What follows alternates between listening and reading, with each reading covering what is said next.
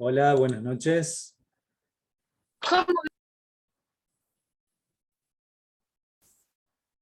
Hola, hola, hola, ¿me escuchan bien? Hola, profe, buenas Hola, noches. buenas noches. Buenas noches. Bienvenidos a una clase de geotopografía.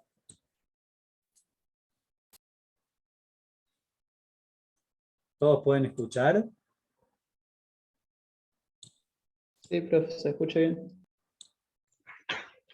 Bueno, ¿cómo les está yendo entonces con las actividades?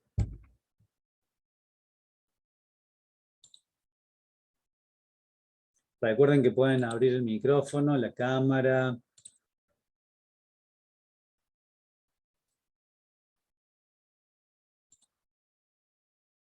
La idea es que en este espacio interactuemos todos, ustedes y nosotros, para que aprovechemos, digamos, el planteo, digamos.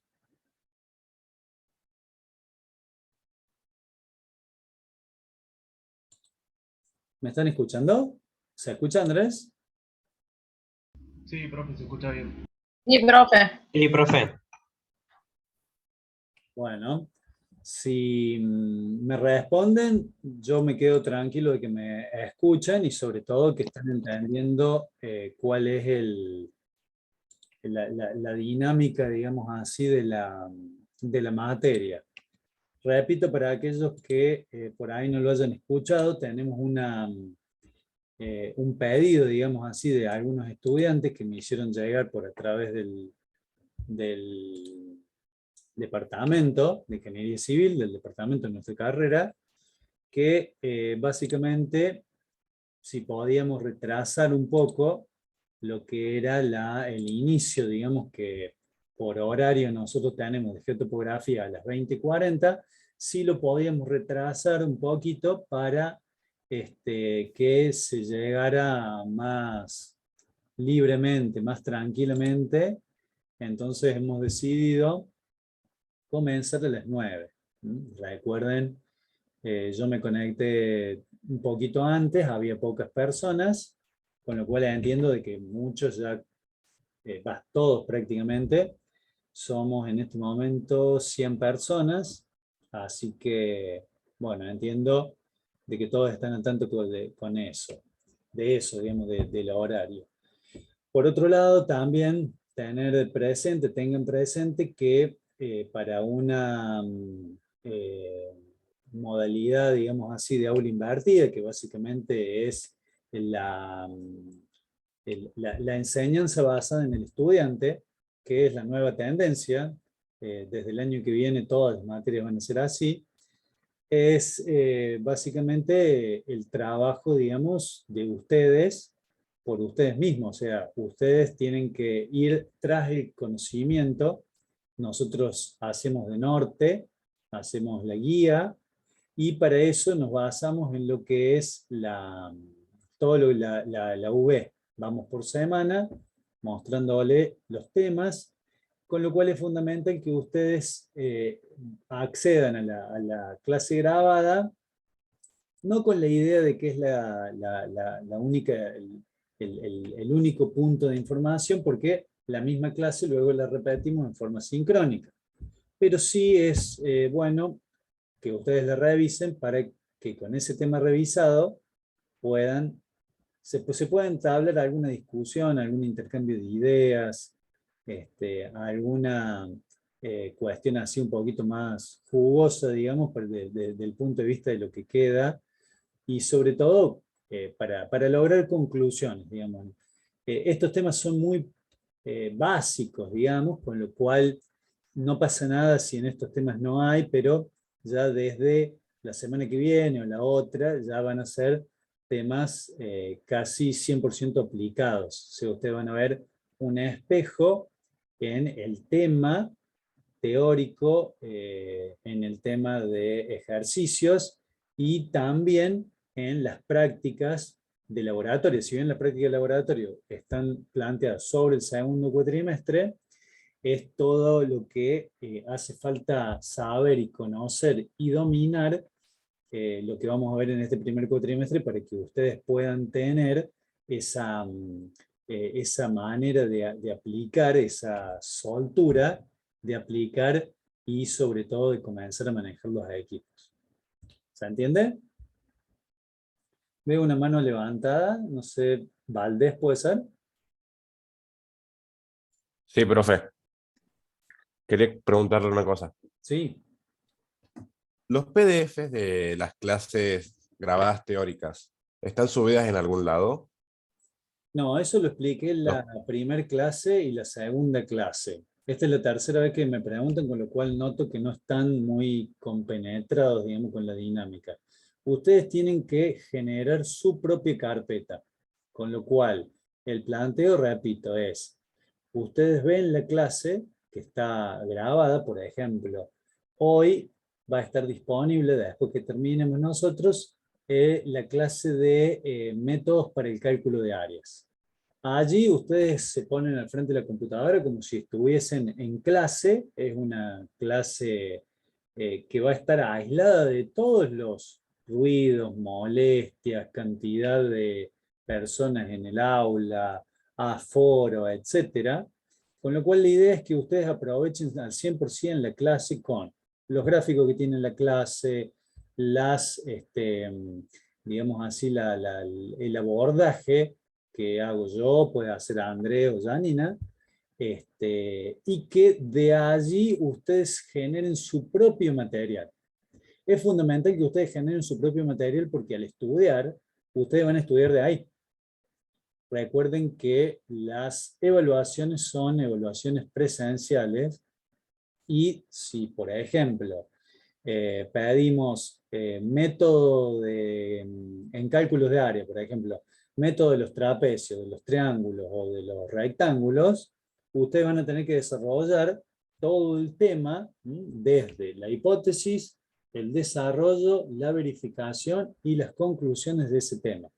Ese tema ustedes lo van a entregar y va a ser corregido o van a tener que responder preguntas de algún tema en la UV. ¿Está? Esa es un poco las dos posibilidades que tenemos, con lo cual ustedes tienen que desarrollar, insisto, su propio material. No van a estar disponibles las filminas, está disponible toda la clase directamente. ¿Se entiende? Ok, profe, gracias. Sí. Bien. Bueno, insisto. Profe, yo tengo otra duda sobre el formato del trabajo, o sea, de la forma en que hay que entregarlo. En el mismo trabajo dice que esta guía, bueno, es desarrollado bajo nuestro perfil y que había que buscar tipo la forma más conveniente. Y usted dijo que había que imprimir la hoja lisa para hacerlos ahí. Pero acá dice que lo podemos hacer en hojas cuadriculadas. En ese caso, por ejemplo, pegamos el rótulo en la hoja para que sea todo, digamos, como es en la hoja lisa. Bueno, ahí se me ocurren dos soluciones.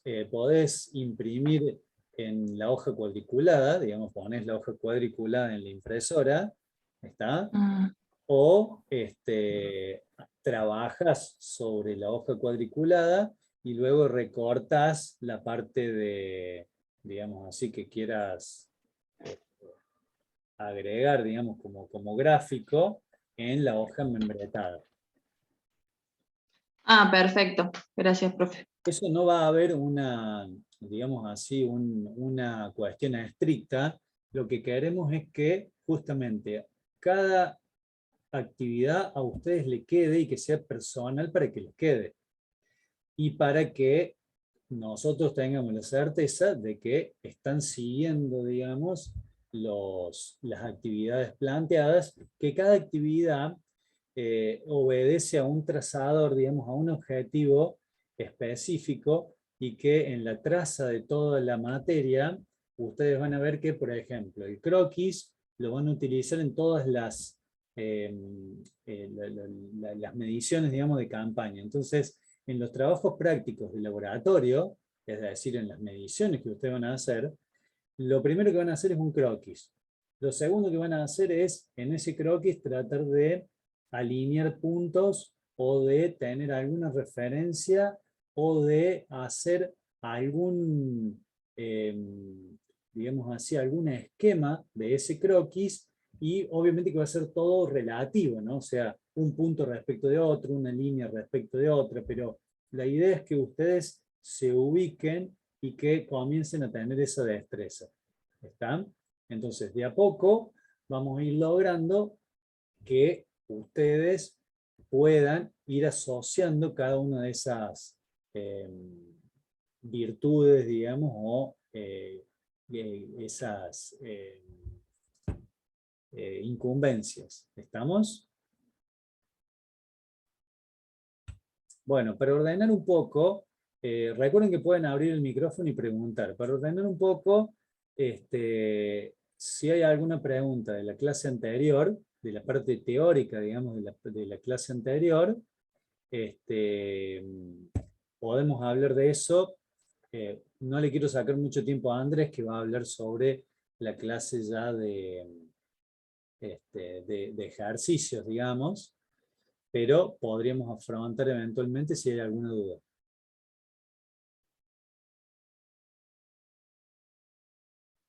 Bueno, si no hay audio es que no hay duda. Entonces, insisto, la clase de hoy sería de lo que es la clase práctica número 2, digamos la clase que ustedes ya han visto en formato grabado. Ahora Andrés va a hacer un súper resumen sobre lo más importante para que ustedes puedan tener ese seguimiento, y sería importante, si hay alguna duda, que en virtud de esta aula invertida hagamos ese uso. Y luego lo que quede de la clase van a tener el dispositivo en la UV, van a tener habilitado la clase grabada de los métodos para el cálculo de áreas.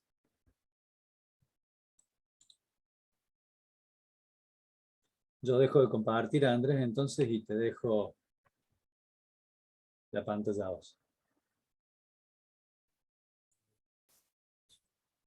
Buenas noches, chicos, ¿cómo les va? Bueno, vamos a hablar Buenas, profe. un poco sobre la revisión y la revisión de la clase, que era la de corrección de mediciones.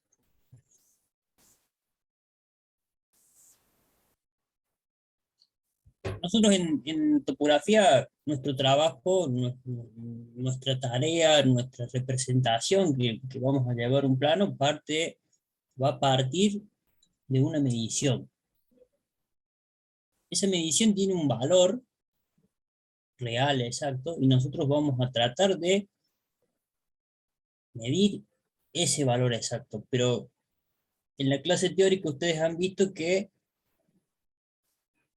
existe la posibilidad de que esa medición tenga errores. Y hay errores en los cuales nosotros podemos cuantificarlos. Vimos el error propio, por ejemplo, asociado a la medición con una cinta, el error propio de la cinta, el error por la variación de temperatura, por la variación que produce en el metal de la cinta, el coeficiente alfa, el error que podemos llegar a tener por una sobretensión en la cinta. Entonces, hay errores que eran cuantificables.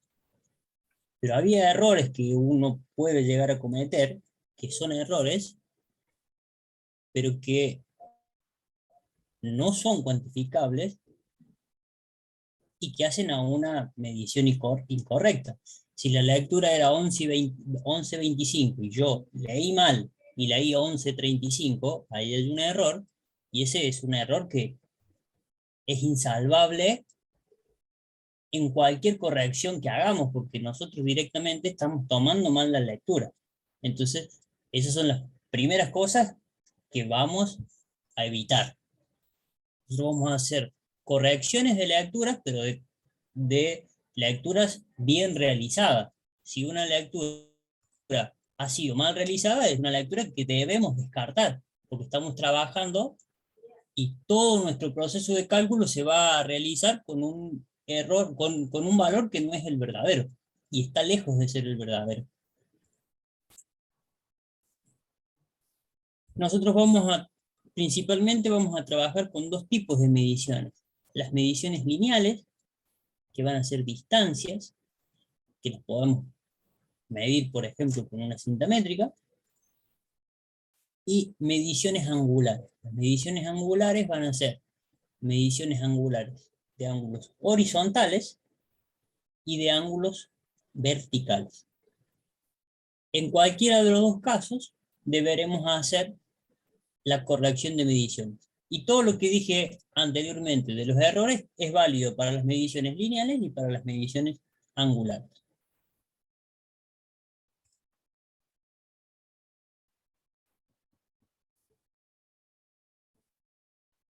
Cuando hablamos de distancias, teníamos tres tipos de distancias bien identificadas. Vamos a usar el rojo. La distancia natural, que es la longitud siguiendo la irregularidad del terreno.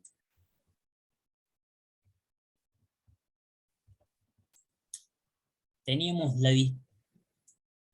distancia geométrica, que es una recta que une los dos puntos, es un segmento que une los dos puntos, cuales nosotros queremos relevar, por ejemplo, en este caso A y B, y teníamos la distancia topográfica, que es la distancia verdadera en el terreno, que es la distancia geométrica proyectada en un plano horizontal, que es esta distancia que nosotros tenemos aquí.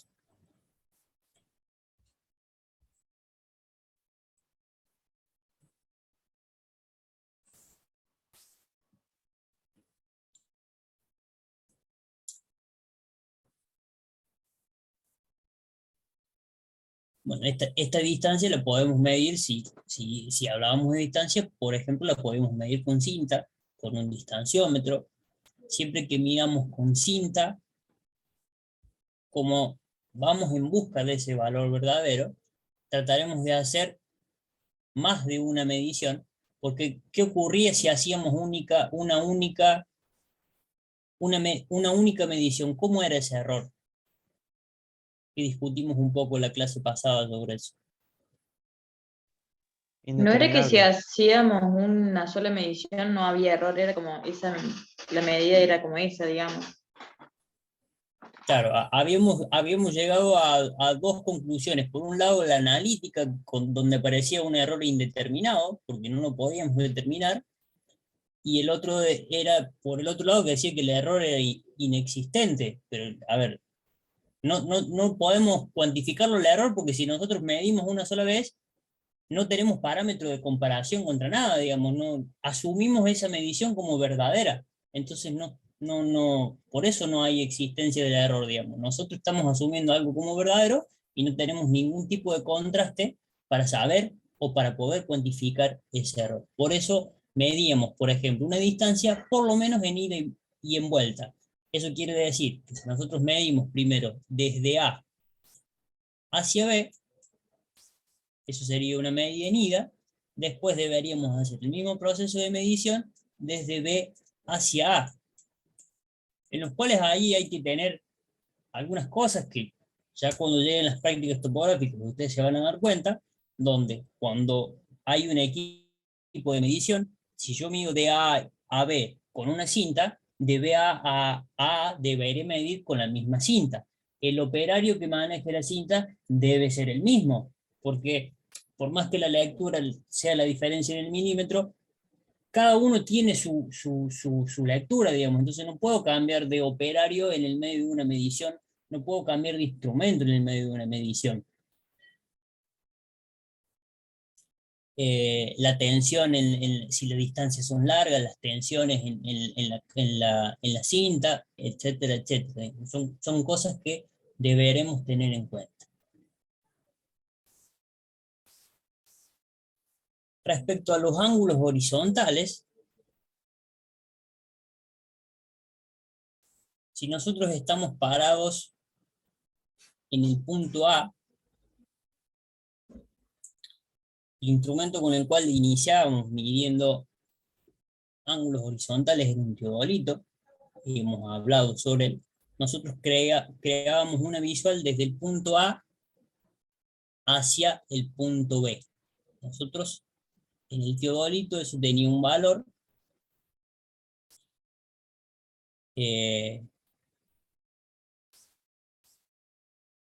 si este era mi norte verdadero, vamos a suponer, ¿cuál era el ángulo completo que yo podía desarrollar en este instrumento? En la lectura.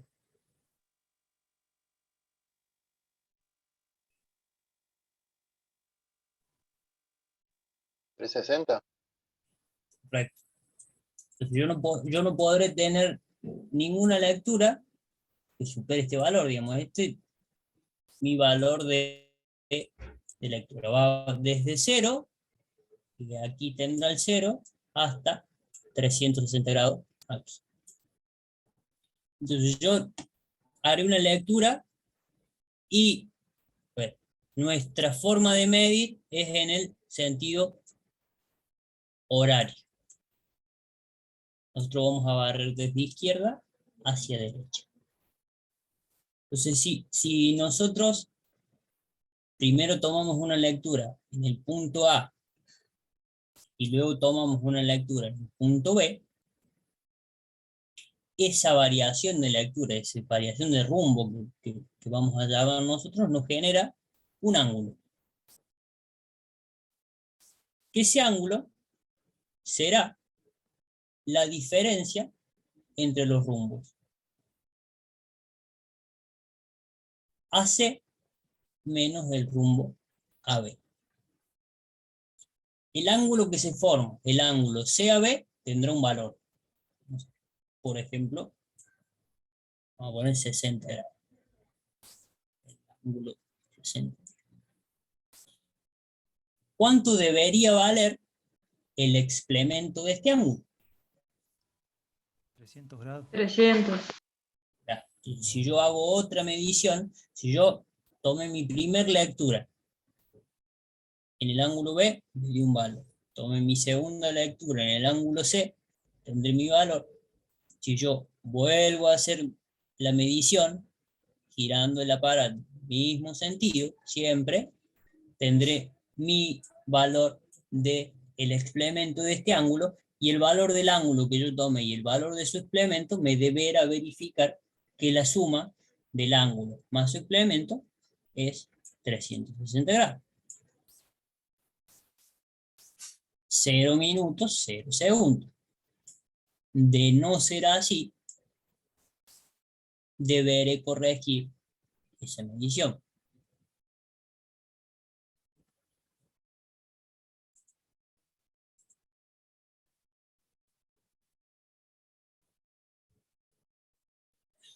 Entonces, vamos a iniciar. Este es un ejercicio que ustedes, como el que van a tener en la guía, donde tenemos las mediciones de distancias como dato. Ya en los primeros ejercicios ustedes tenían un valor del lado AB, un valor del lado BC y un valor del lado CA o AC. En este caso, tenemos una lectura en ida y una lectura en vuelta. ¿Qué significa esto? Que yo tengo en ida, por ejemplo, hice este recorrido, medí AB, BC y CA, y en vuelta, con el mismo instrumento, el mismo personal, medí las distancias AC, CB y BA. El valor más probable de esa medición surgirá de hacer el análisis de errores de estos valores. Como nosotros tenemos dos mediciones y no sabemos cuál es la verdadera, no es otra cosa más que el promedio de estos dos valores. Repito, son mediciones que nosotros tomamos como verdaderas. Si nosotros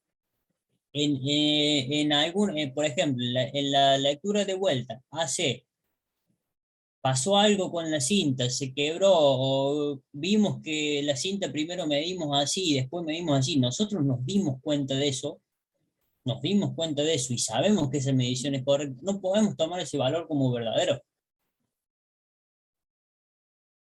Soy reiterativo, pero soy reiterativo porque vemos son cosas que ocurren, digamos. Por eso soy reiterativo. Entonces, una vez que yo corregí mis mediciones, tomaré el promedio y a partir de estos valores, yo ahora asumo estos valores como verdaderos, a partir de estos valores de las distancias corregidas, haré todos los cálculos necesarios según lo que me pida o lo que necesite, ya sea un ejercicio de la guía, como este, o mi profesión, o cualquier problema que tenga. Entonces, a partir de estos valores que yo asumo como verdaderos, calcularé todo lo necesario que tenga. Algo que debemos tener en cuenta, y después hacemos un poquito el análisis, es que el valor, la precisión con la que nosotros tomamos las lecturas, es la que normalmente la que debemos asumir a la hora de hacer las correcciones. Porque si no estamos generando una información, estamos agregando una información que no tenemos, que no sabemos la precisión correcta. Por ejemplo, si este fuese, en vez de ser 36, este fuese 35, aquí el promedio me daría 35,5. Yo podría calcular con todos estos decimales, la calculadora me lo va a permitir, un Excel me lo va a permitir, pero yo estoy tomando un valor con el cual no medí, porque no tenía esa precisión. Entonces,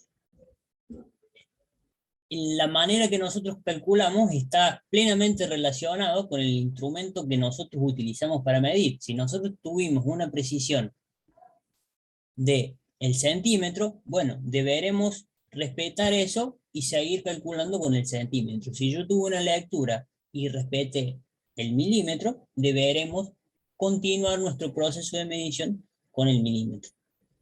Ni si tuve milímetro en las correcciones puedo asumir todo en centímetro, porque ahí sí estoy cometiendo un error, medí con una precisión y al final termino calculando con otra, y lo inverso es, estoy asumiendo valores que a la hora de medir no los pude representar.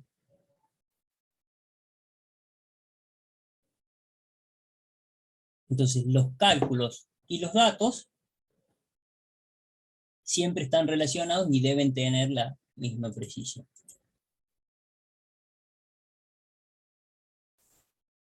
Bueno, aquí, distancia.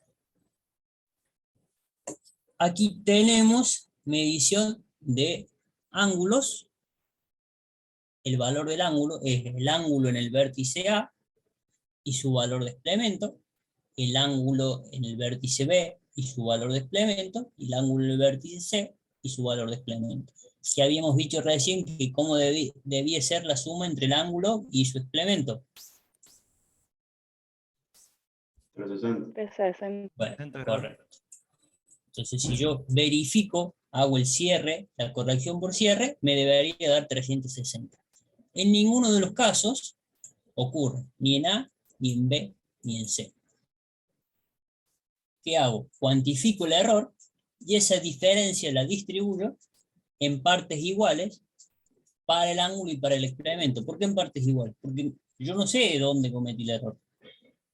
No sé si el error lo cometí al medir el ángulo en primera instancia, o lo cometí al medir el explemento. Por eso es una decisión que yo asumo, digamos, distribuir el error en partes iguales. Por eso acá está aclarado el diferencia en dos y hago la primera corrección de los ángulos.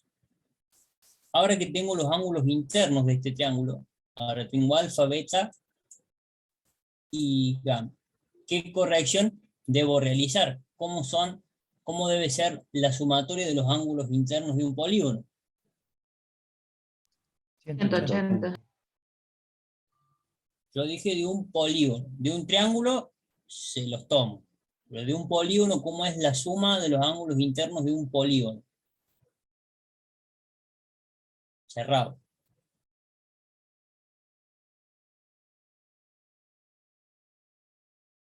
¿No sería la suma de los ángulos internos? Bueno, pero ¿qué valor debe tener la suma de los ángulos internos?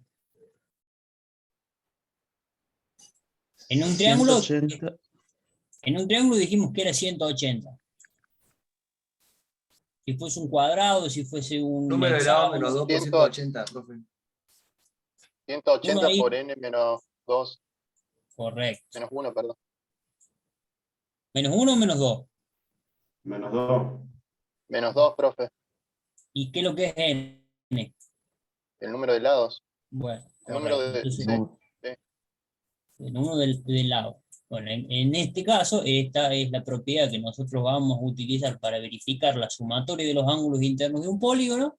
Y si acá, como en un triángulo, tenemos 3 lados,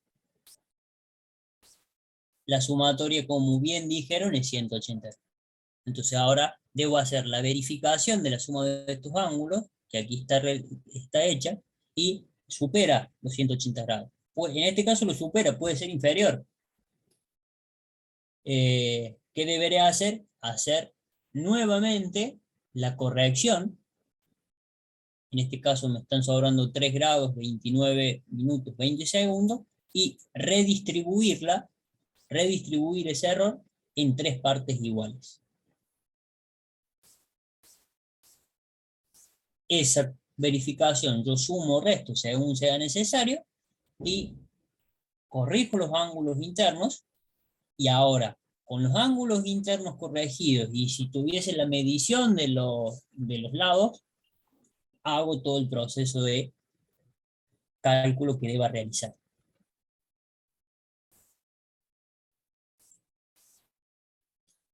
Bueno, aquí ya hay aplicación de lo que venimos realizando. Es una aplicación directa de lo que pedía. Me da un triángulo, me dice mediciones de línea, me pide calcular la superficie y los ángulos internos. Ecuación de superficie, semiperímetro, el radio inscripto en este triángulo, el valor de alfa, el valor de beta y el valor de gamma.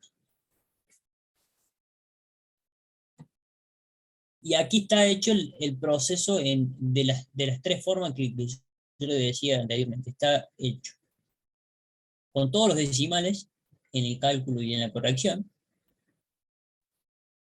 Está hecho redondeando 2 decimales. Y está hecho con las mediciones, con todos los decimales y redondeando 2 decimales en los cálculos. Verán que la diferencia en todos los casos está en los segundos. En el primer caso me da 81 para alfa, 81, 37, 18, 81, 37, 30 y 81, 37, 12.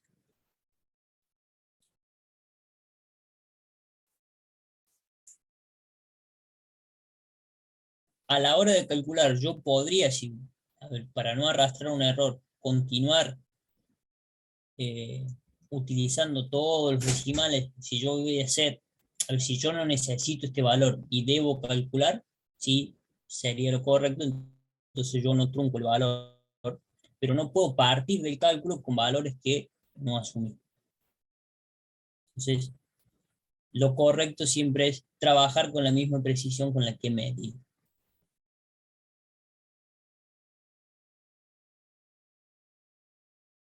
Salvo que, por ejemplo, porque acá no lo aclara. Acá dice 125-30, está truncado. Uno interpreta que la precisión de la medición es de el centímetro.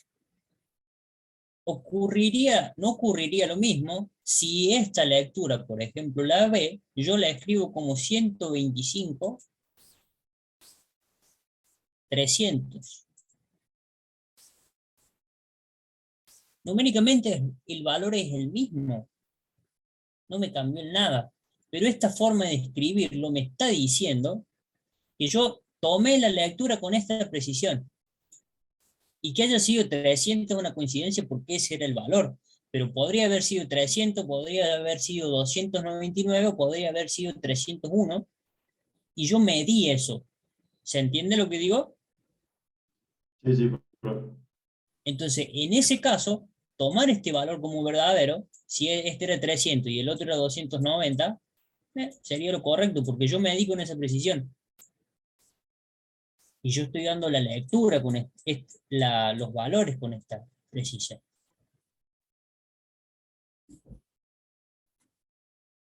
Entonces, repito, eso depende de cómo mida y con el instrumento que yo mido.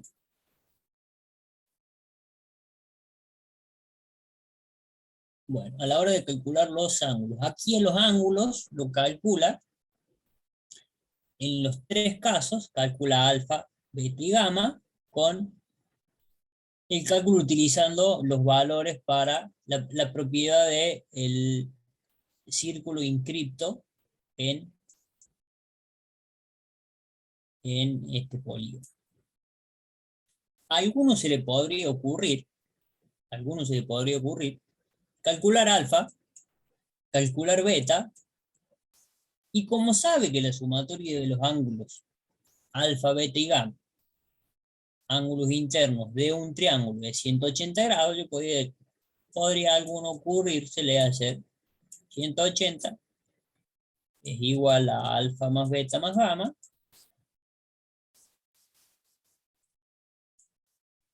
y calcular gamma de esta forma. ¿Qué opinan de eso ustedes? Que en caso de que hayan tenido errores en la medición de los otros ángulos, lo trasladarías al último. Correcto. No tengo forma de verificar ese resultado. No tengo forma alguna de verificarlo. Como dijo su compañero, si yo, puse mal el número en la calculadora acá, en vez de poner A, no sé, metí mal el dedo al calcular alfa, o al calcular beta, ese error lo arrastro en el cálculo y calculo mal gamma. En cambio, si yo calculo con los datos que yo tengo, alfa, beta y gamma, y después verifico, ahí sí estoy verificando, valga la redundancia, mis cálculos. Si no, yo acá estoy usando mi forma de verificar como calcular, entonces no tengo parámetro de verificación. A mí los números me verifica o me dio 180. Pero no sé si me equivoqué o no me equivoqué. No sé si ese cierre angular es el correcto o es incorrecto. ¿Se entiende? Sí, profe. Sí, sí. Y esto es válido para esto y para todos los ejercicios que tengamos por delante. Puede ocurrir que en algún caso no tenga otro camino y deba recurrir a esto, a este valor. Sí. ¿Qué deberé hacer yo? Garantizar y calcular de la mayor forma posible que este valor de alfa y este valor de beta esté bien calculado. Porque a lo mejor yo no tengo los datos suficientes para calcular gamma de esta forma. No sé, me faltan datos, no lo puedo calcular. No sé, no tengo los datos. Bueno, a lo mejor debo recurrir a esta propiedad de los triángulos. Bueno, deberé garantizar que el valor de alfa y beta o los valores que yo use como cálculo sean los más certeros posibles.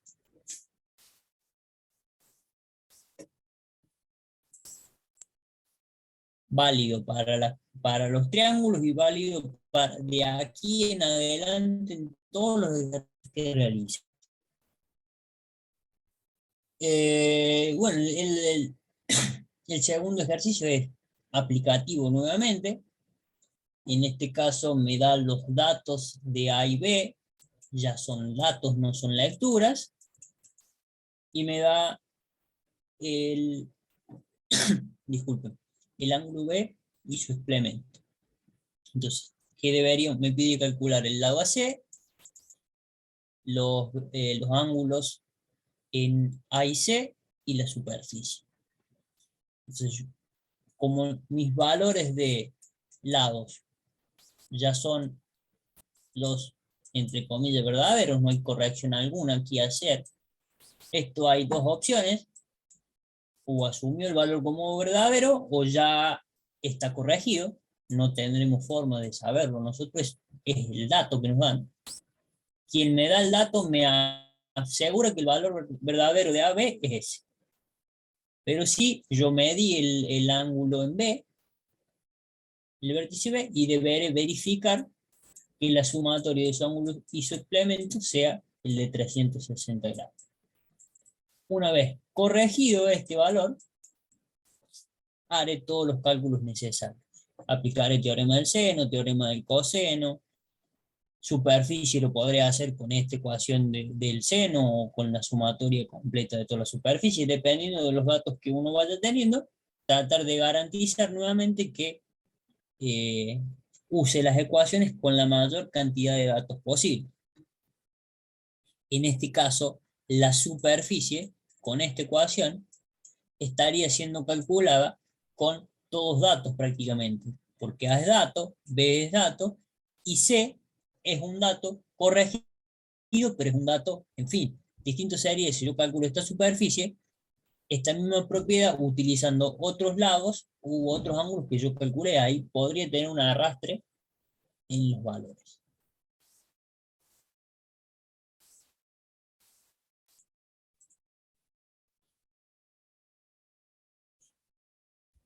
Bueno. Corrección de ángulos, valores, y calcula los valores de alfa y beta.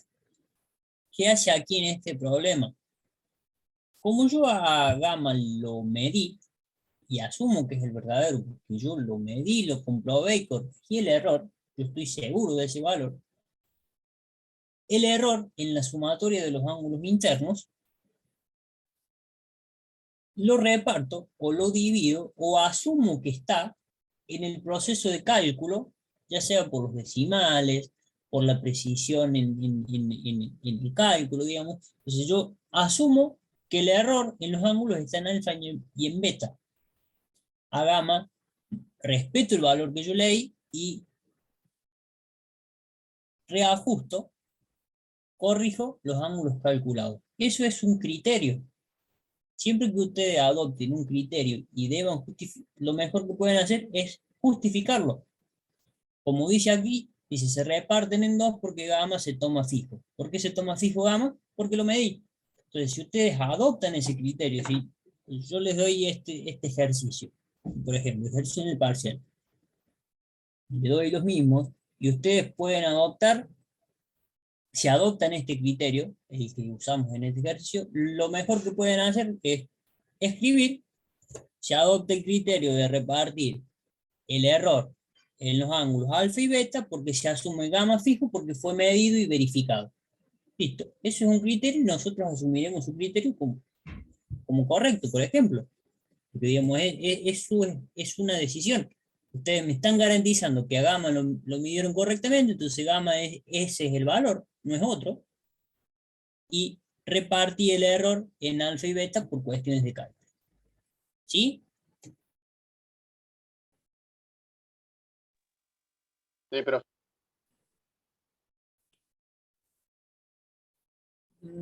Bueno, y aquí ocurre más o menos lo mismo. Aquí hay corrección de ángulos.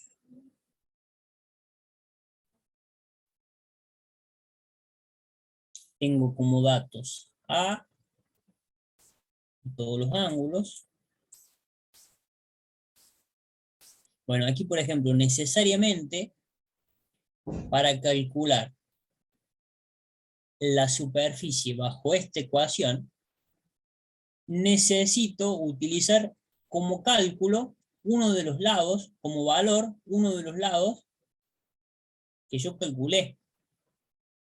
porque sí o sí necesito otro lado para calcular esa superficie. Voy a necesitar o B o C.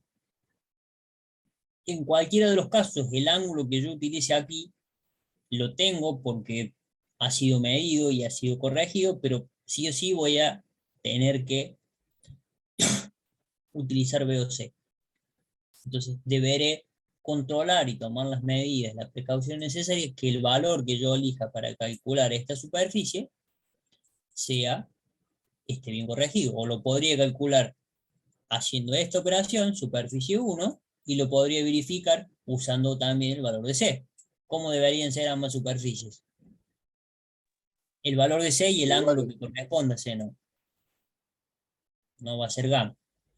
Deberían ser iguales o prácticamente iguales o cercanas o digamos, con error en el decimal por cuestiones de arrastre de truncado de decimales normalmente, pero deberían ser iguales. Si no son iguales, o porque hay un error en una superficie, en el valor de B o en el valor de C. Entonces ahí tenemos un contraste para hacer una verificación posible.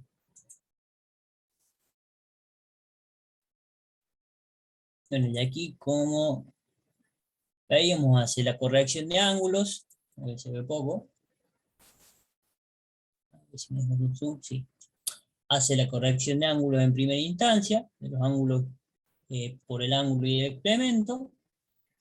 Después toma esos ángulos y hace la verificación, que la sumatoria de los ángulos sea 180 grados, y luego calcula los valores de B y C y las superficies.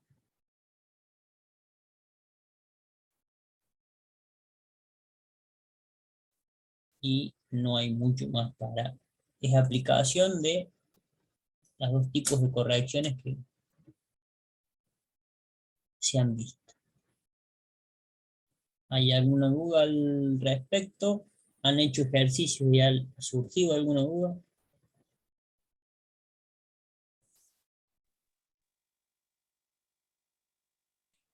Bueno, No, profe.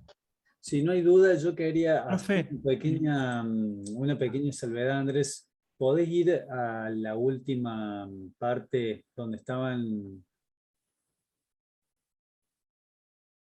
No, ahí. Una menos. Este. Es. Básicamente, primero ustedes lo que tienen que tener en claro es que cuando reciben los datos, ¿cuál es el método de cálculo que van a afrontar? Digamos, la estrategia para calcular. Noten que hay dos correcciones. Primero, digamos así, en el vértice de cada uno de esos triángulos, que va a ser la estación donde vamos a poner el instrumento a medir el ángulo. Entonces, lo primero que vamos a hacer es compensar, digamos así, la estación, es decir, el explemento. Y luego, cuando tengamos compensada cada una de las estaciones que hemos medido, pueden ser 1, 2, 3, las que sean, vamos a tratar de buscar ese error o buscar que el polígono cierre en sus ángulos. Es decir, que la distribución que tengamos, independientemente de esto que decía Andrés, que esté medido o no esté medido, pero sí o sí tiene que cerrar. Obviamente que es más fácil que cierre si hay alguno que es calculado y no medido. En general, lo que vamos a hacer en toda la materia es tener presente, o sea, que ustedes tengan presente metodologías, y esas metodologías tienen que ser puestas en práctica sin error. Es decir, nosotros asumimos que hay error. Había una pregunta ahí en el chat que alcancé a leer, que si mido una vez no hay error. No, si medís una vez es que no sabes cuál es el error y ni siquiera lo podés calcular. Ojo con eso. Eso pusimos mucho énfasis en la clase pasada. Y la idea es volver sobre los métodos y los mecanismos que ustedes van a tener y se van a sentir cómodos para poder resolver. De hecho, ustedes aquí están teniendo datos, digamos así, de una lectura que alguien midió. El día de mañana esos datos van a ser lo que ustedes midan. Con lo cual tienen que tener presente, si van a medir un triángulo o un lote de 5, 6, 7, 10 lados, cómo van a tener que plantear esas mediciones, porque ustedes van a tener que ser los que decidan cuáles vértices van a medir, en qué vértices van a medir los ángulos del polígono que tengan que medir, cuáles van a ser los lados que van a tener que medir, etcétera, etcétera, etcétera. Acá estamos viendo de a poco y estamos seccionando, digamos así, el problema, pero luego es como que toda la resolución va a estar en sus manos. ¿Se entendió? Y otra aclaración que por ahí faltó. Otra aclaración que por ahí faltó, digamos, toda medición que puede tener error, ese error va a tener una tolerancia. Los ejercicios que nosotros le estamos dando, los cálculos que ustedes están dando, esas tolerancias están sobre exageradas a fines prácticos. No voy a tener una tolerancia como tenemos aquí en algunos ejercicios, en algunos casos de 4 grados. Si yo tengo un error de 4 grados en un terreno de 100 metros, y voy a tener problemas con el colindante, graves. O porque le saqué terreno, si esos 4 grados son para un lado, o le robé terreno al vecino, o voy a tener problemas con el que me pagó a mí para que le midiera porque le robé una superficie importante. Entonces, repito, cada vez que nosotros midamos y tengamos una medición, vamos a tener tolerancias. Deberemos verificarlas y en este caso las tolerancias están exageradas solamente para que ustedes puedan practicar en este desempeño de la corrección de ángulos y distancia. No. Profe, Es interesante lo que estás diciendo, Andrés, porque se me ocurre, me ha pasado, el otro día controlaba una tabla de movimiento de suelo, y como es una materia tan simple, pero dentro de la simpleza tiene mucha complejidad, es muy fácil verificar. Entonces, como son triángulos y formas, esto que dice Andrés, que es muy cierto, en el momento de que nosotros entregamos un trabajo, el cliente directamente lo puede verificar con un método muy sencillo, tal vez con cientos de errores, pero si ustedes entregan un resultado, por ejemplo, no sé, la superficie de un lote es 20.000 y el cliente está buscando o tiene certeza de que tiene 5.000, algo raro digamos, se va a encender ahí una luz de alerta y que van a entrar en una desconfianza muy grande. Por eso es que hay que tener mucho cuidado y sobre todo esto de las tolerancias. Sí, Ferrero, ¿tiene levantada la mano? ¿sí me escucha? Sí. Quería hacer una consulta con respecto, cuando tenemos los ángulos interiores y el explemento. Por ejemplo, tenemos los 3 ángulos de cada vértice. Nosotros verificamos cada ángulo, tiene que cerrar en 360. Si había un error, lo repartíamos por ejemplo, dividíamos en 2 y repartimos mitad para el interior y la otra mitad para el explemento. Era así, ¿no es cierto? Correcto. Bien. Después verificamos nuevamente que la suma de los ángulos internos nos cierra en 180 grados. Nos Y por cierren ejemplo, el en uno de los polígono que tengamos. claro, en el polígono, bueno. En este caso un triángulo, por ejemplo, sería 180. Y por Correcto. ejemplo, en el ejemplo que usted mostró, volvía a dar otro error y se volvía a Sí, repartir en esos ángulos hasta que cerraba en 180. correcto. Bien.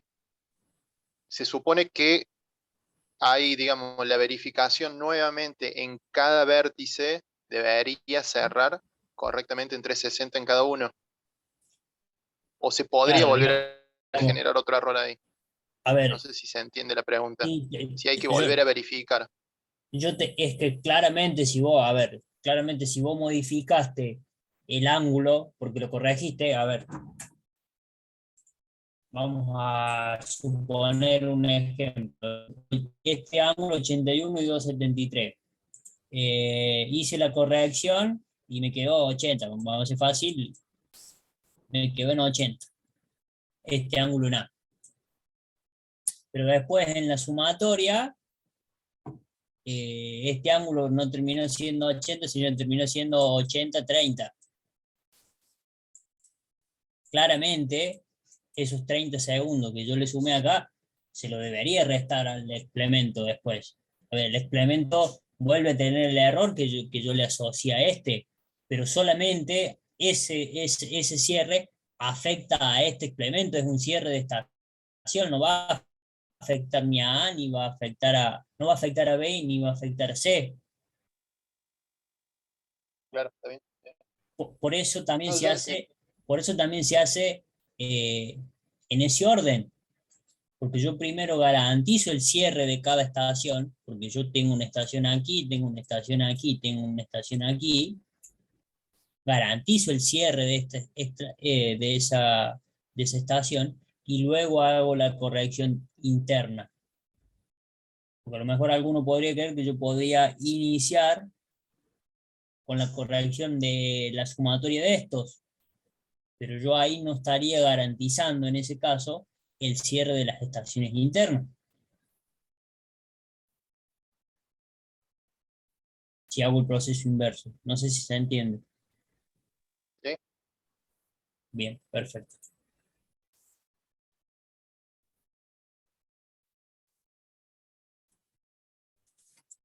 Profe, ¿puedo hacer una pregunta?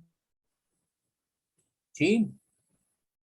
A la hora de entregar los trabajos prácticos, ustedes dan un formato de hoja lisa. ¿Habría un problema si usamos una hoja cuadriculada y le escaneamos y le imprimimos el fondo que los piden? Lo que nosotros damos, eso se comentó al principio de clase, pero lo repetimos. Lo que nosotros damos es un rótulo que deben respetar, que deben estar identificadas todas las hojas. Las hojas Sí, pueden ser lisa, puede ser rayada, puede ser cuadriculada, como a usted le sea más fácil y cómodo trabajar. No hay ningún problema en eso. Pero lo que se debe respetar en todas las hojas es que estén las hojas rotuladas. perfecto, gracias. Profe, Diga. nosotros calculamos la corrección de los ángulos interiores y bueno, el experimento que está expresado como dato obviamente está mal. No hace falta hacer la resta de 360 menos el ángulo interior y dejar expreso el nuevo experimento, ¿o sí? No lo hemos. A ver, si yo no. En ese caso, el explemento, la segunda corrección del explemento a nosotros no nos sirve para calcular nada. Salvo que yo te agregue un ítem que diga cuál es el valor del explemento en la estación B, no nos sirve ese valor del explemento. No es que no nos sirva. No lo necesitamos para calcular los lados ni para calcular la superficie. Listo, gracias.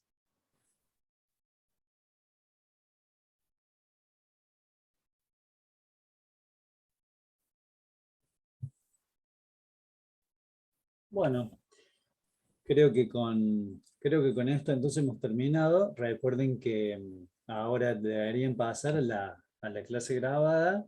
Si no hay ninguna otra consulta, terminamos. Profe, Sí. una pregunta con respecto a la materia y a la carrera. Decíamos, nosotros como ingenieros civiles estamos autorizados para hacer planos de mensura, porque había escuchado un rumor, digamos, hace un par de años que estaba con el tema de la carrera de agrimensura, digamos, que no sé a dónde, digamos, no sé si en la nacional, digamos, se dictaba, que había como un tema ahí, no sé si legal, algo de eso. Sí, ese es un tema bastante largo, digamos, para tocarlo dentro de la materia y menos ahora porque tienen que pasar a ver la clase ustedes. Da más para una charla de café que para otra cosa, pero hay algunas incumbencias, digamos, en la mensura que el título, digamos así, de ustedes no los va a avalar, pero todo lo que vemos acá sí los va a avalar. Con lo cual, vamos a ver todos los temas, particularmente mensura, es algo pequeño dentro de un gran número de actividades que se pueden hacer. Y bueno, van a conocer ustedes todos los temas que hacen a la materia. Profe, le hago una última consulta nada más. Sí. Respecto a los ejercicios donde tenemos que calcular, bueno, los lados y ángulos restantes, pero tenemos como dato los valores de dos lados ida y vuelta.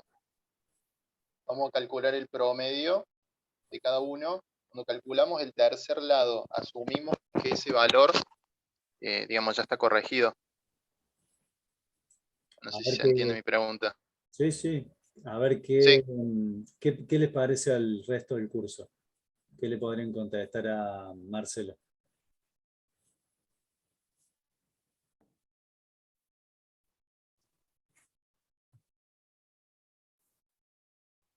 A ver, Mirko Merdino. No escuché bien la pregunta. ¿Hola? Tienen que prestar atención porque si ustedes no están prestando atención, no están aprovechando la clase, chicos. Entonces yo creo que sí, que toma como correcto el lado nuevo, porque está corregido los dos previos. No es que sea correcto o incorrecto. No, tengan en cuenta que no es que una medición está incorrecta o correcta, o es dentro de la medición hay una porción, digamos así, de esa medida que es un error. Entonces, no es que sea incorrecta, es conceptual. Obviamente que la medida, si tiene un error, es incorrecta, pero es que cualquier medida va a tener un error, más grande, más chico. Entonces, lo que hablamos es de probabilidad de la medida real. ¿Tá? Si tuviésemos la posibilidad de medirlo infinitas veces, la teoría que dice que encontramos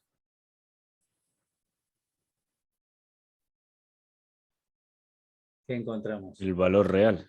El valor real, exactamente. ¿Está? Entonces, la pregunta, a ver, Marcelo, ¿la podés hacer de nuevo? En los triángulos, donde tenemos como datos los valores de dos lados, pero no está directamente el valor, sino que lo que tenemos es una medición de ida y una medición de vuelta en cada uno. Calculamos el promedio en la ida y la vuelta para cada lado, y con esos datos más el valor del ángulo podemos calcular los datos restantes del triángulo, los ángulos y lados, asumiendo que el valor del tercer lado asumimos que es correcto, digamos, el valor obtenido mediante alguna de las fórmulas. A ver quién puede responder. Mirko, ¿ahora escuchaste? Sí, pero no entiendo a qué se refiere. Para mí sí, profe. Se haría el... No Sí, entiendo si quiere, pregunta si el tercer lado... A ver, ¿cómo? Chocobar. No sé si es con respecto a los ángulos que tiene, digamos, si se hace sabiendo los dos resultados, los valores de los dos ángulos, sacamos, restamos, digamos, de 180 grados, y nos daría el valor del ángulo, y el otro valor se saca calculándolo, como dice él.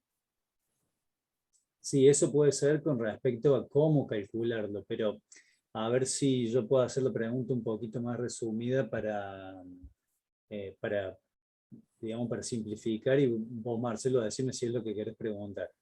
En un ejercicio en el cual hay valores de estación, ya sea angulares o lineales, que tengo varias mediciones, encuentro el valor más probable o el valor real de la medición por los métodos que explicó Andrés.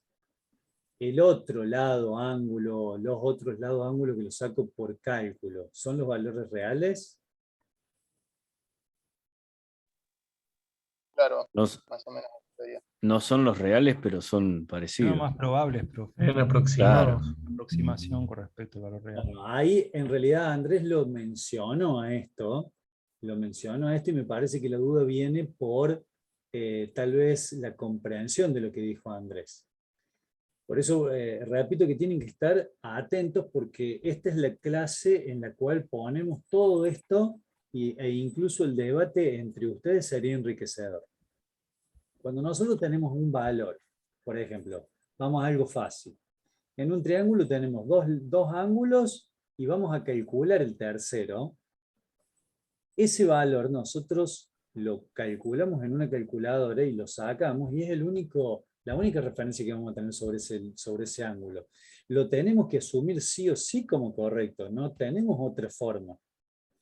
Por eso la idea es tratar de generar mediciones, y fue el último ejemplo que dio Andrés de decir, tenemos las 3 mediciones, primero hacemos la compensación de estación y luego entre los 3, digamos, vemos el cierre del polígono.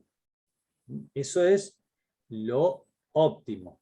¿Por qué? Porque en el cierre del polígono ustedes están repartiendo el error y al repartir el error, ese valor comienza a ser lo más real posible. Cuando lo calculan, el error digamos, se pierde, ya no hay conceptualmente esa lógica, digamos. Es un valor y es el valor que ustedes lo obtienen de los otros dos. Si los otros dos tienen error, el que calculan también va a tener error. ¿Me explico? Sí, profe. Claro. El riesgo, digamos. El riesgo no está en calcularlo, sino en que estamos tomando parámetros para ese cálculo que son, digamos, no quiero decir incompleto, pero es lo que tenemos. Entonces, sí o sí va a haber una incertidumbre, llamémosle.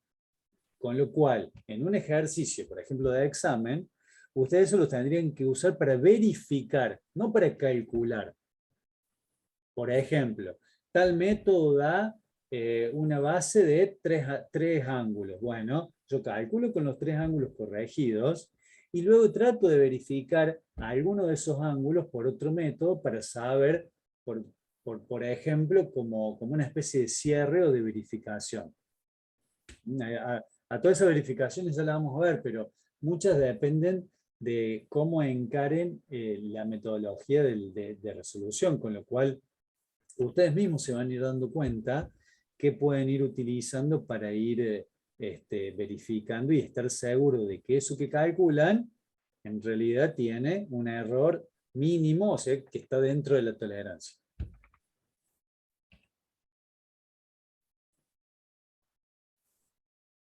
¿Alguna otra pregunta? No sé, Andrés, vos si querés agregar algo más, si no me parece que estuvo bueno el ida y vuelta, pero ya estamos más dando vueltas sobre lo mismo, digamos.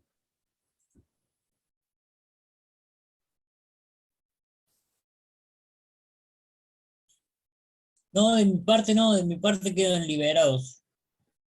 Y les habilito, cuando finalicemos, les habilito la segunda parte de la clase. Bueno, listo, entonces, si no hay otra pregunta. Profe, yo tengo una consulta. Sí. No sé si me adelanto mucho en la materia, pero si en planimetría, por ejemplo, ¿cuál es la distancia que se toma? Si la distancia es topográfica o la distancia es geométrica. Perdona, no te alcanzo a escuchar bien. Si en planimetría tomamos la distancia geométrica o la distancia topográfica, yo tengo esa duda. Siempre en planimetría vamos a utilizar la topográfica. No sé, no lograba ver bien cómo está el gráfico ese que vos mostrabas, Andrés, pero me parece que es la topográfica la que decía. Sí, La que está descompuesta en el plano horizontal. Siempre la de plano horizontal, porque nosotros vamos a hacer un plano, o sea, la planimetría es un plano. Sí, profe. Toma. Recordá la clase pasada, que cuando nosotros debíamos medir una distancia horizontal y teníamos un accidente topográfico, teníamos un desnivel importante en el medio. Bueno, deberíamos reducir esa distancia la cantidad de veces necesaria para que hacer lecturas pequeñas, pero respetando esos planos horizontales. No sé si recuerdas lo que vimos en la clase pasada. Sí, profe. Sí, lo que pasa es que tenía un problema con un plano de mensura, que un plano otra vez, y había un solo mojón. Y había un terreno con mucha pendiente, y me acordaba de eso. Pero yo estimaba que era la distancia geométrica que se tomaba por eso.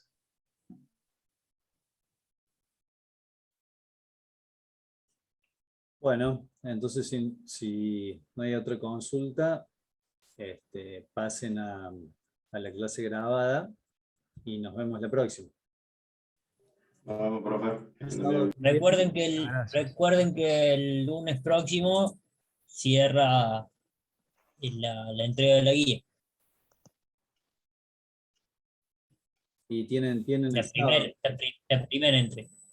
Tienen el sábado también, que hay una clase grabada, el sábado para terminar la resolución de la guía. Gracias, profe. Chao. Muchas gracias, profe. Adiós.